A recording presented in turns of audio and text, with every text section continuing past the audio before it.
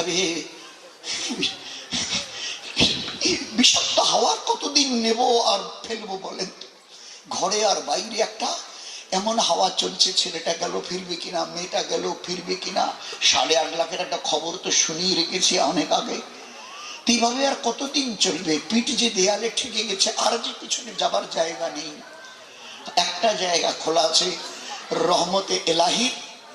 ও রহমতের দরজায় তিনি কখনো কোনো সময় তালা লাগান না। হারিয়ে যাওয়া বাচ্চাকে রাত 2টা 3টা পর্যন্ত মা বাপ খুঁজতে খুঁজতে এক সময় গিয়ে ঘরে শিকল লাগিয়ে বিছানায় গিয়ে গা লাগায়। আপনার আমার আমাদের আল্লাহ কোন সময়ের জন্য তার রহমতের দরওয়াজায় একটা সেকেন্ডের জন্য শিকল লাগান না। কেন? যদি 2টায় আমি শিকল লাগাই আর 2:15 যদি কেউ বলে আল্লাহ, তুই তো কিচ্ছু পাবে না। তো তার রহমতের দরজা 24 ঘন্টা আমাদের জন্য খোলা আছে, খোলা আছে। আল্লাহ ওয়ালারা আল্লাহকে তালাশ করে, আমি আল্লাহ নাফরমানকে তালাশ করি। है कोई माफी मांगने वाला, है कोई मुझसे सवाल करने वाला?